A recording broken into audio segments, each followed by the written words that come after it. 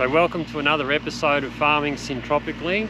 Today we are at Cherbourg at a site. The site's called Halfway, and Halfway is where we're installing our first agroforestry rows and setting up infrastructure for a very large-scale product. So there's a lot of work to do. We're moving through the initial installation of the agroforestry very quickly, but the work that we have to do on setting up the infrastructure is the big job right now, namely water. So let's have a bit of a look around at what we have around us and where we're working. So what we're working with is an existing, well, an old defunct hydroponics setup, and we're in the middle of retrofitting this to make it work for us. So we've got a whole heap of stuff around us. If we have a look around here, an old netting area, that's where the hydroponic vegetables used to be grown. We've got probably about 100,000 litres of water in storage there, probably more, probably about 150,000-160,000 litres of water there. We've got some big sheds which we'll do a walk through, and we've got the old nursery here which we're in the middle of resurrecting, and we will grow all of our seedlings and trees, etc. in here. And this is actually the next job. The next job that I'm on is to set up the water, get the water to it, and cover the sides, reduce the amount of wind that blows through it, which will dry out the seedlings, so I'll cover the sides in shade cloth. But right now it's water. So what we've done is we've gotten water to the initial planting that we're doing, but what we need to do is get more water from the river up into these tanks, because at the moment these tanks are only rain fed, and we don't expect significant rain at this time of the year. We don't expect rain for some time. So I'm flat out on the water right now. The boys that we're working with, they are really going well. They're up to speed. Let's go and have a look at what we're doing down here with the agroforestry, and we'll check the infrastructure out. So what we've done is we've hacked in to the system, and we've taken a 2-inch rural bee pipe with water in it,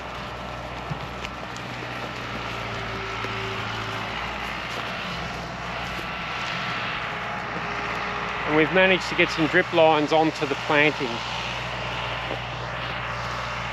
So what we have here is a setup where we've got rows and inter rows. The rows for the trees at the moment are currently being conditioned by a potato crop.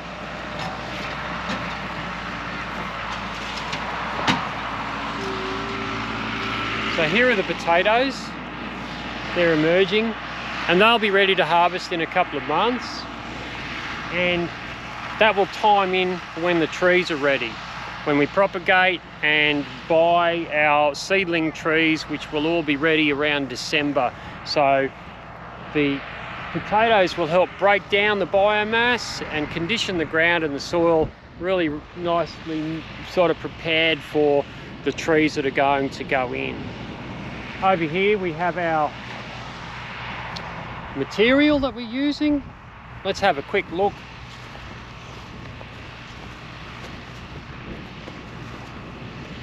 Now this material all comes from the community of Cherbourg. Wood chips,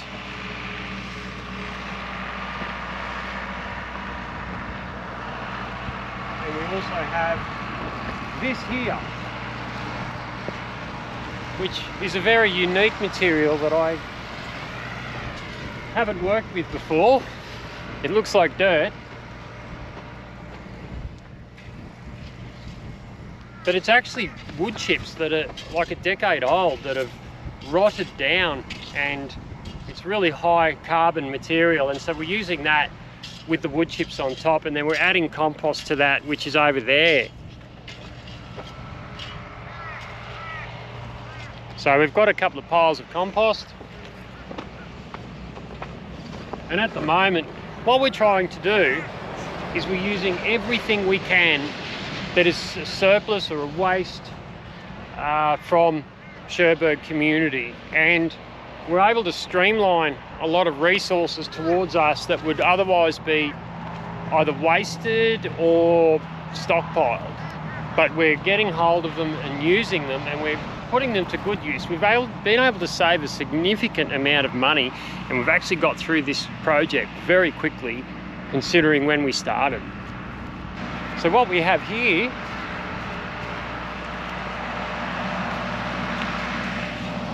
is we have charcoal, and that's a leftover product from the hydroponics. You know, it may make a difference or not, we don't know. It's not that important, but the thing is, it's a surplus, it's a leftover, it's never going to be used. To save it being thrown away, we're putting it down before we put in our interrow.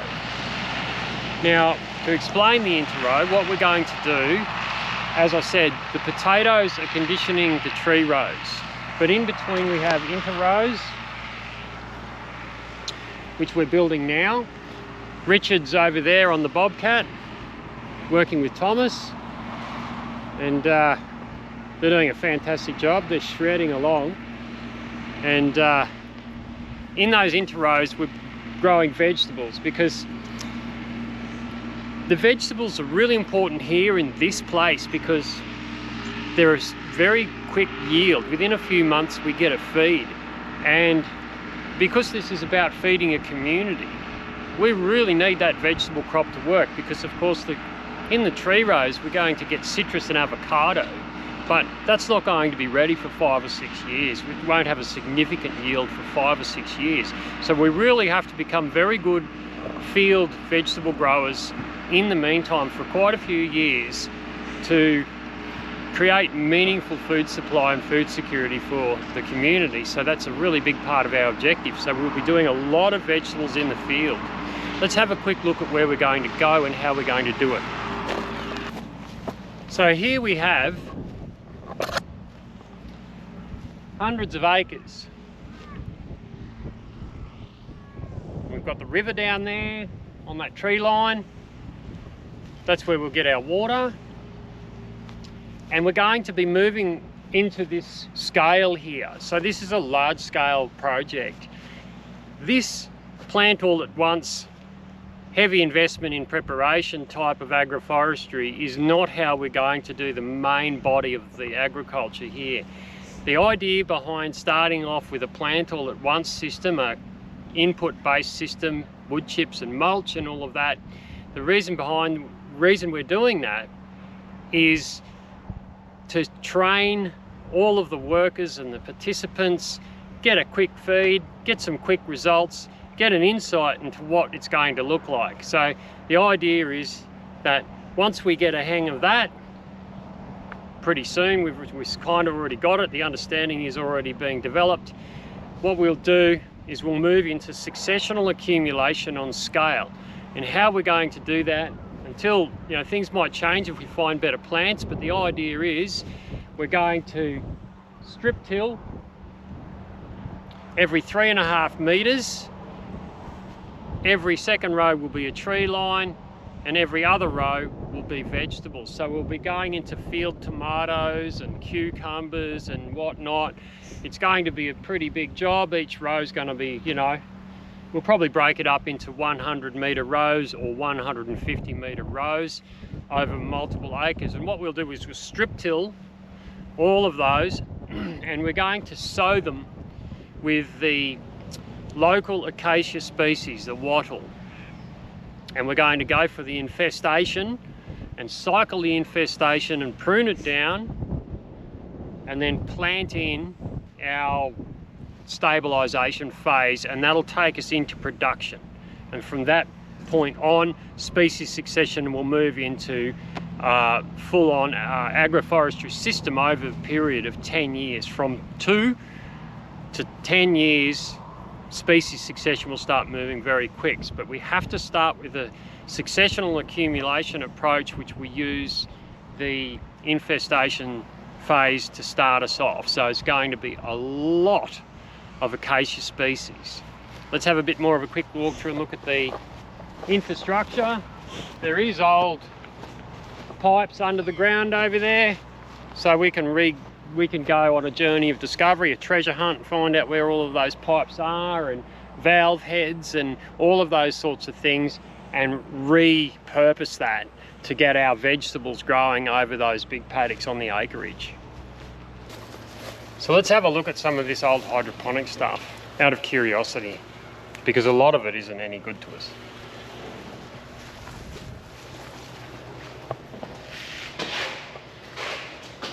This is a pretty weird thing down here. This is an old mixing tank, we think. But it's dangerous and we want to get rid of it and cover it up, and then we can repurpose the shed. But right now, as things are, this thing here isn't very cool. This here is an old cooling tower to cool the water down for the hydroponic vegetables. We scored all of this 2-inch rural bee pipe. It's probably a few grand worth of pipe there, and that already has been a bit of a lifesaver for us.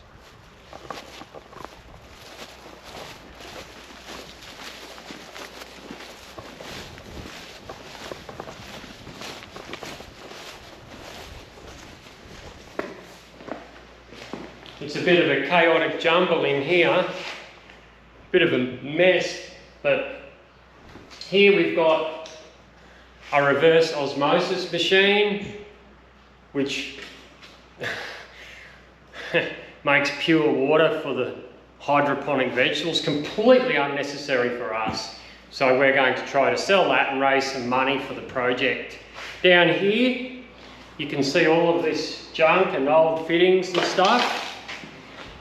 I've been going through all of these fittings and finding what's what, you know, the metric, the imperial, you know, and getting all of the useful fittings, and we've been repurposing and reusing them on the project, and we've found that there's quite a bit of useful stuff we can reuse, and we've probably saved about, considering what we've already used, we've saved about probably already over $1,000 in having to purchase fittings.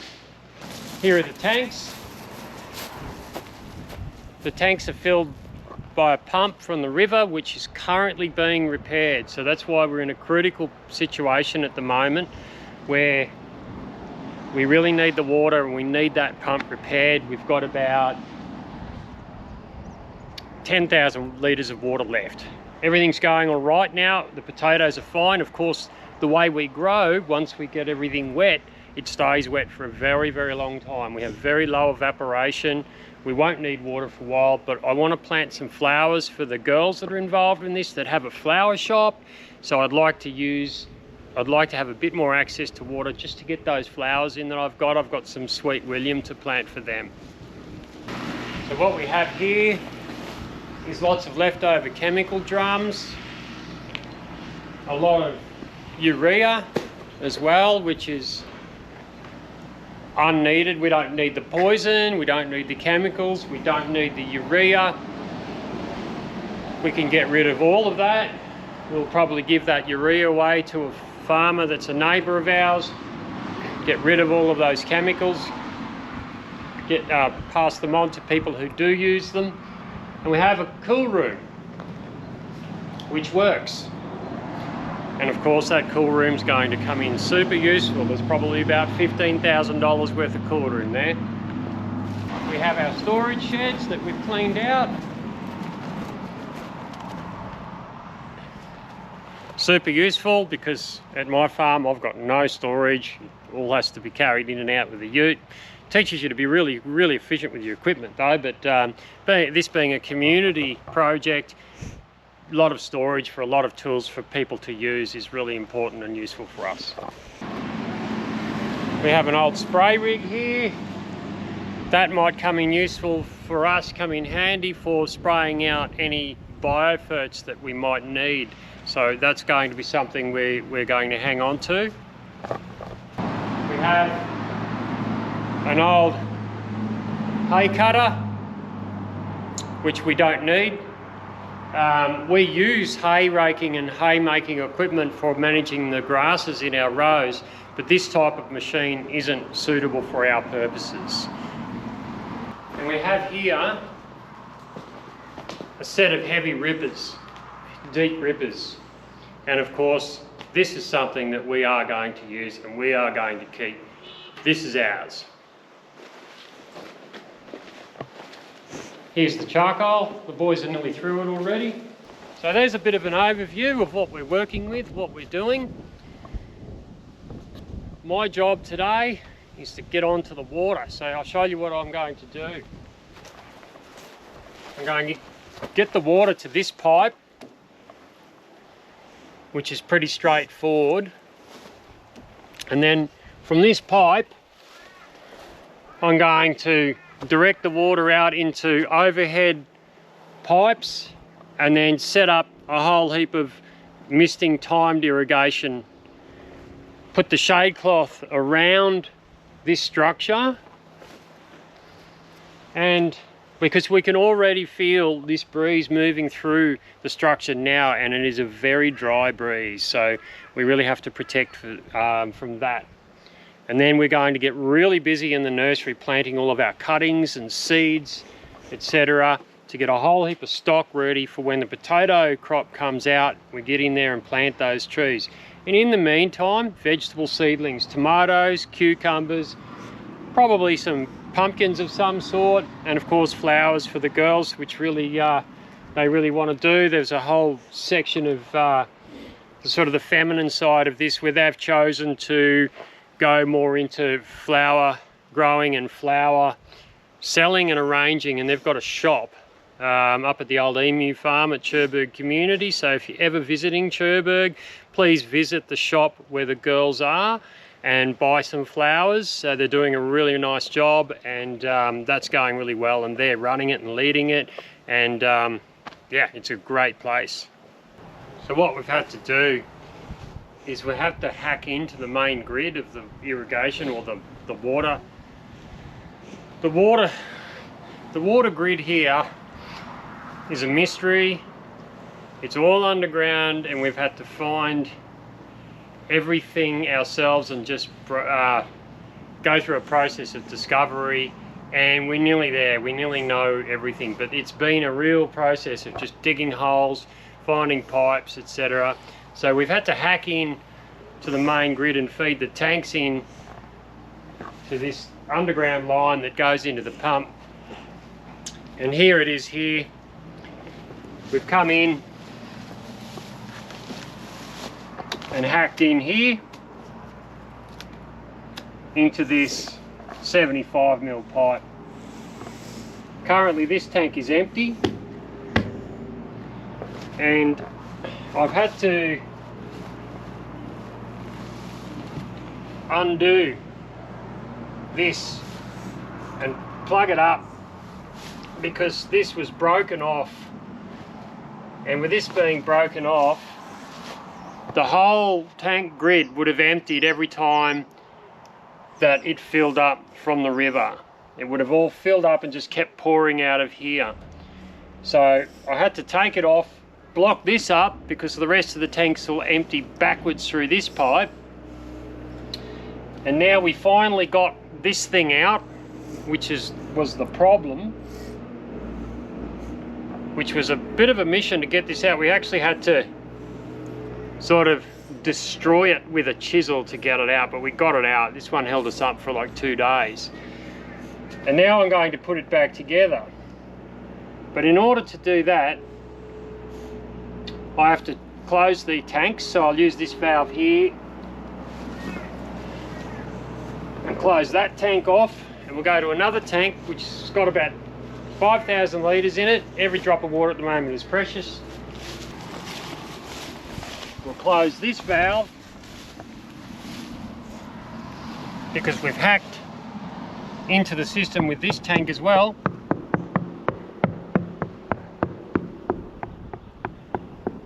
About 5,000 litres in that, so we've got about 10,000 litres all up at the moment, which is just enough water to keep us going for now, for the next 2 weeks. So now that I've closed those off, I can take the cap off this 75mm pipe, plug that back into the tank, and that means when the water comes, they can all fill up, and we can get all of that 150, 160,000 litres of water. So here we are. Turn that off for now. These tanks are empty. The other 2 tanks are full. I've isolated them. So if I keep all of the valves closed on these empty tanks, when those other tanks are turned on again, they won't backfill into these tanks. And if the 10,000 litres backfills into these tanks, we're going to end up with that much water in each tank, and it won't be easy to utilise. I've got this 75mm fitting here, and I've got it capped. And what I'm going to do is I'm going to take the cap off. The water won't come out of here. I won't lose it from the tanks that we've got. I won't lose that precious last 10,000 litres. I can now take this cap off and then fit it back off to the tank, keep the valve closed, turn the tanks back on, and we're secure then. All we need to do is wait for the pump that's down the river to get fixed, and then we are sorted out. So, cap comes off. 1 1/4 inch fitting. There's a little bit of water in the pipe. It's gone. If I let it down a bit more will come out, so I'll get this off. Now with these fittings, these should always be done up by hand, and we shouldn't really, unless it's some sort of critical fitting on a pump, we don't want to use a big set of Stilsons to do these up, because a good bit of muscle to do them up will mean that a good bit of muscle will undo them, and they're designed to seal that way. They're designed that way. We don't need to put on that heavy torque. So I'll take it off. It's going to be fun to fit this back into there while it's on there, but it's the only way I've got to do it. So come on. There's one trick. This is a trick. There's a trick when you get a sticky pipe, a sticky fitting that won't come out of the pipe. I'll show you it. It's pretty good. We use this as a slide hammer. It's a pretty good hack, that one.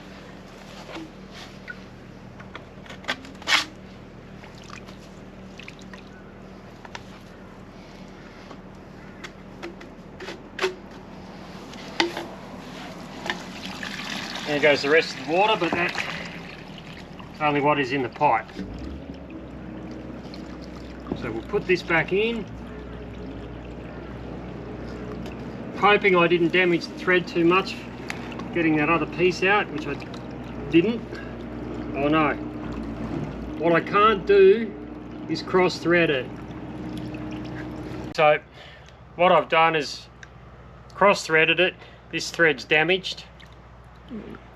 This is going to be tricky. Very, very, very tricky.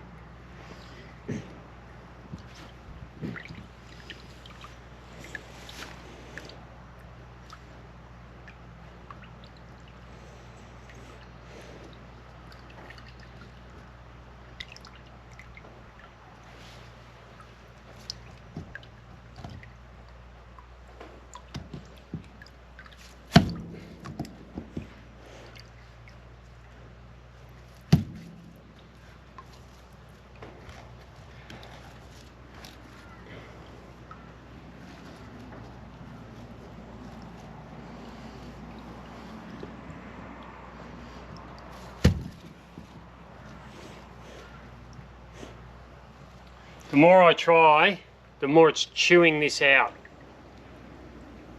So we're in a bit of trouble here.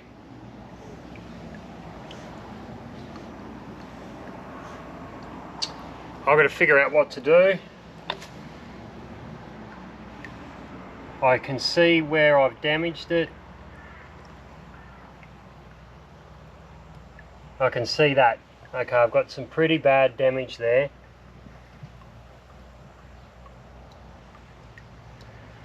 All right.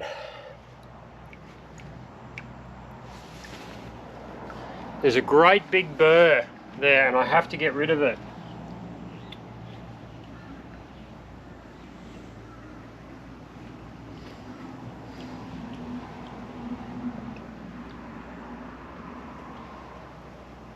Now this here is 1.5 inches.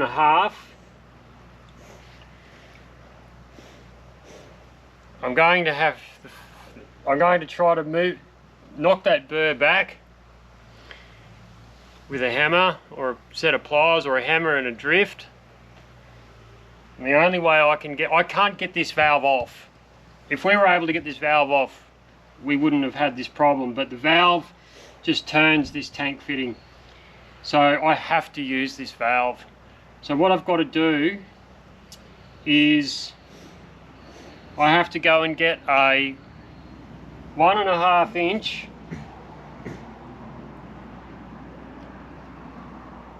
I have to go and get a 1.5 inch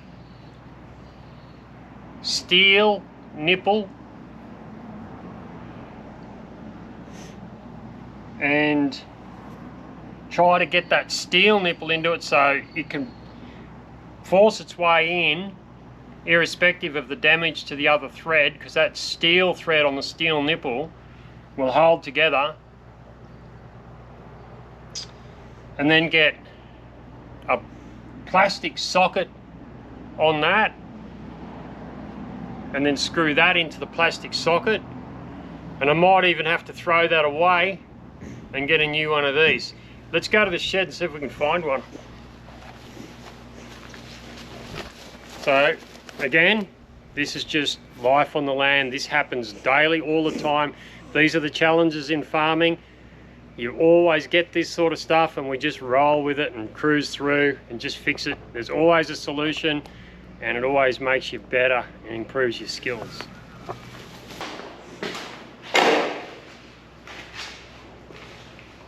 Not quite. That's 1.5 inches and that's 1.25 inches.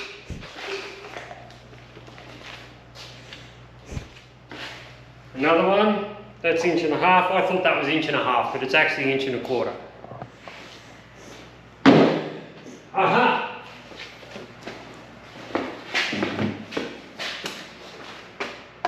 We found one. We just saved ourselves 75 bucks. We really need to have to go to the irrigation shop now. We're making a road here, man. Yeah. I gotta go to the plumbing shop, mate. You know that bit we got out of that valve, on that tank? When I was getting it out, I burred up that metal with the chisel. Oh, inside? Inside that thread. Yeah. So now I've got to go. I put that fitting back in and it just cross-threaded and chewed it up. So I can't get anything back in there. So I found a spare one. So what I'll do is I'll go down to the plumbing shop and I'll get a steel fitting. And I'll just wind that steel one in, man, and then she's staying there for good. So I got all the water off for now and we can't get the water back on now until I fix that. Yeah. So I'll get a bit more stuff down there too. So I might go and see Uncle Neely first. Yeah, I'll linger around here for a bit. Yeah, then you guys go off for lunch and then come back. I'll keep going with that water and maybe the Savo, if you want to have a break, you and Thomas want to have a break, get the water onto that bed there for the flowers, or maybe we'll do it tomorrow morning. Yeah. Cool, man. All right, mate, I'll see you in a while. Yeah, okay. Righto. So let's get rid of this burr. I'm going to try to squeeze it with the fencing pliers. I'm either going to make it better or make it worse. All right. So what's happened is I've broken that burr off, which is a hopefully a positive sign. So, what we're going to do is we've been to the irrigation shop and we have the steel nipple.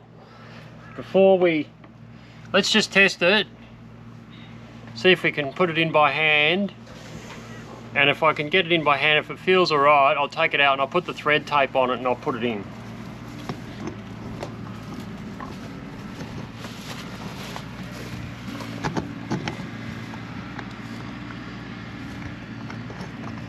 Look at that. Look at that. That's a win. We won, Thomas. Mate, you know what? I reckon that if I had just done that, instead of going and got that steel nipple, I would have been right, mate. But let's have a look. Let's have a look. Let's see if it goes in. Because this is kind of chewed too.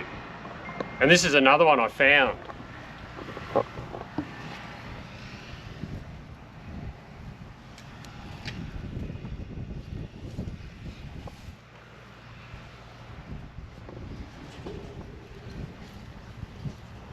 Oh, no.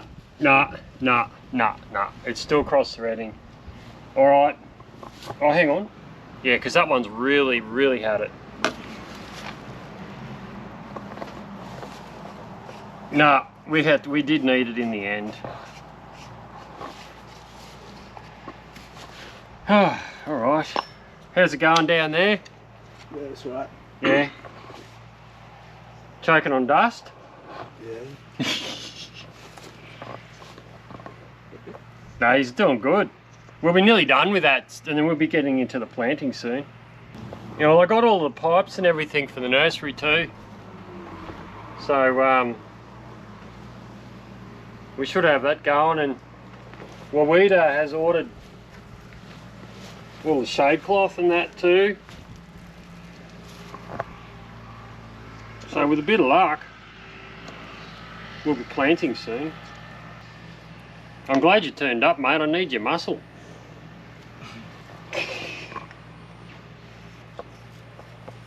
I think we're going to have to saw a bit of this pipe back and shorten it a bit, and then we're going to have to manhandle this. I know this is a pretty inflexible pipe. Actually, no, I can take it apart there. It'll make it a bit easier. You want to get your big strong hands on that, mate, and undo that, and I'll get this bit done.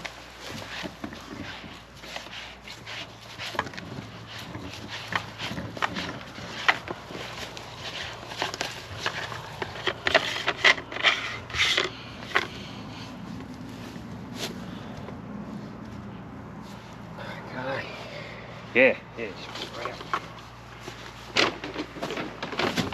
Yeah, beauty. Yeah, leave that on. If we forget to put that back on and put it all together, we'll be in trouble. Right.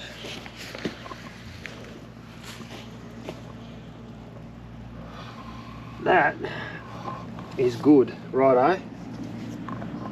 Next trick. This is like Lego for grown-ups.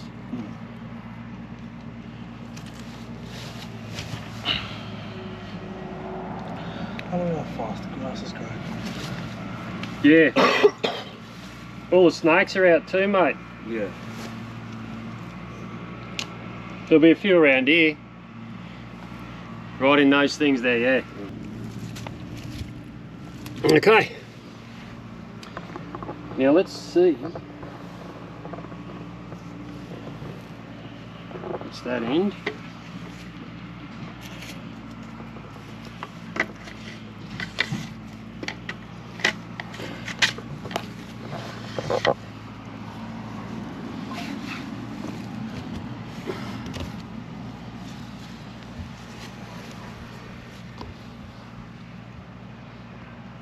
I'm going to go and get that lanolin spray. It's all too bloody stiff. And I'll get the saw too. We'll probably have to cut it. Lanolin spray, man. It's really good lube for everything around the farm, eh?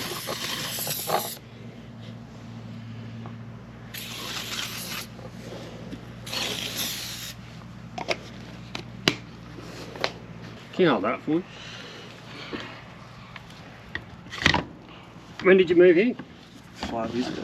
Okay. Did you come from the islands up north, did you? Brisbane. Yeah. Brisbane? Yeah. Okay. You've got the relations and family up there, have you? Yeah. I'm going to lift that up. Yeah, got to get, no, just that. No, not that bit, the back behind me. Oh, this Yeah, that bit, because that's closing it up and pinching the blade. That's it. Perfect.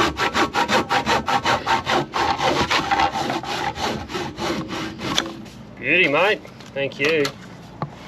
All right, now we've got to fit that in there somehow.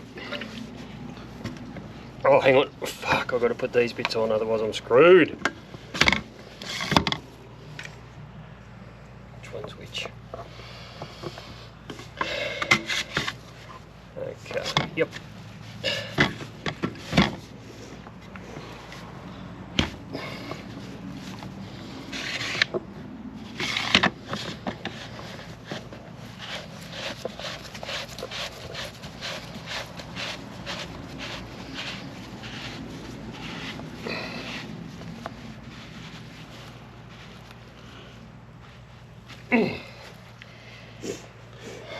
Man, that was too easy.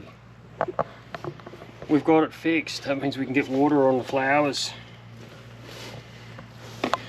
So if I open that, we should hear water. Yep. So what are your goals, mate? You know, moving into like, cause you're just coming into 20 or something, aren't you? Fresh 18 this year. Fresh 18? Nah, it's still close enough to 20, bro. Yeah. I mean, you know, 2 years is a long time when you're as old as you are. When you're my age, mate, 2 years like that. Yeah. But nah. This was just like a little temporary thing, to be honest. Pardon? This was temporary at the start of the year. Yeah. I joined in January. You didn't end up coming out to my farm, did you? Nah, I was in Brisbane at the time. Yeah. Yeah. Oh, in about a month or something, we're going back out there. Man, I reckon you're onto a good thing, but that's just me, because I'm biased about agroforestry. Okay. But it's a positive thing, mate. Where's the flowers gonna go? We'll put in one of them rows that you're making now. We'll put in,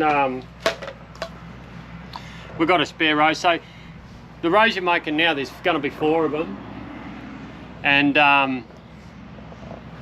the one's going to be tomatoes, one's going to be cucumbers.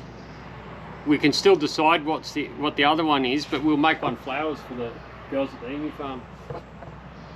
Yeah, mate. See, that'll get you in sweet with the girls, mate. Hey? No. Yeah.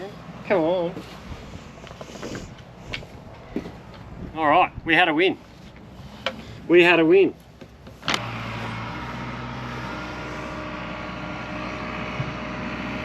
Let's go and have a look at what Richard's doing.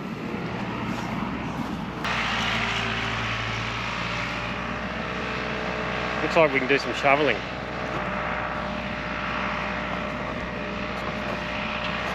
Keen for some shoveling, Eli? All right, let's do it.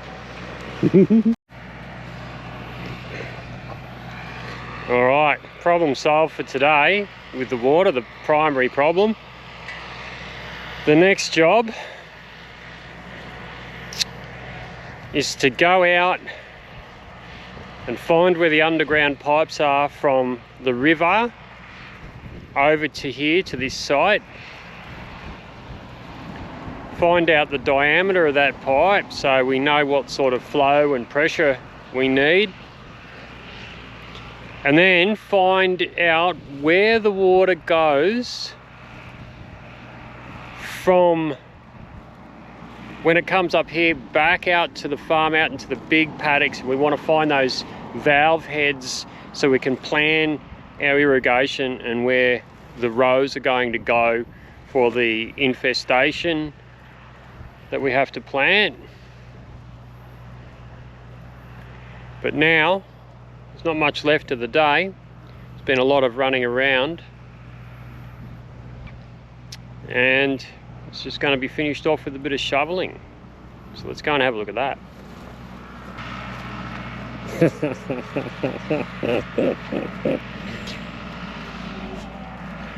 Holy hell, it's dusty.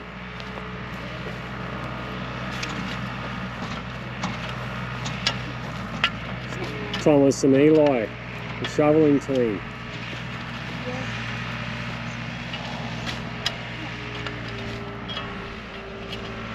And Richard over there on the skid steer. Hey Thomas, you had to turn on the skid steer yet? You going to give it a crack? Yeah, man. Richard. Because we're going to get you your tickets. Yeah, so that's a skill to have, bro. Richard and Bobcat too. Yeah. Mate, it saved our day. It saved our ass. Hey, remember when we were doing it with a wheelbarrow? Fun. It was fun. That's beautiful. Perfect. It was perfect. I'm going to get a shovel. I don't really want to hold the camera and look at them.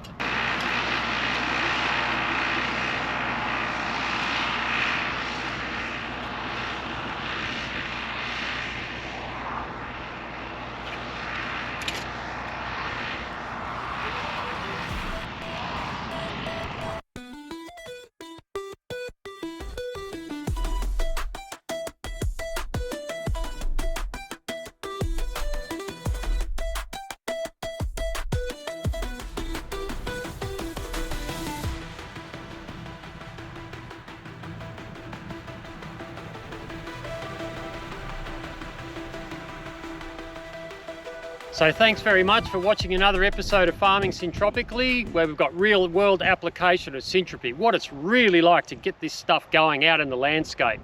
I guess one of the big takeaways from today, and probably in a lot of other episodes, is all of the other work we have to do to get Syntropy moving, all of the tasks of working with the land. There's, you know, the plumbing, irrigation, the nursery work, and all of the other things. There's a lot in it, and I hope that you learned a little bit from that about that today. There's a lot more to come, so follow us in this journey. This is a big project. We're going to do big things. There's a lot of stuff we're going to share. It's going to be pretty cool. If you want to know more about how to learn Syntropy, especially things like successional accumulation and applying Syntropy cheaper at scale without as much inputs and work, come and join us in Syntropia. That's where a lot more information is shared. It's where I have a lot more time to speak in the chat and integrate with the community. That's where I am. Otherwise, see you next episode.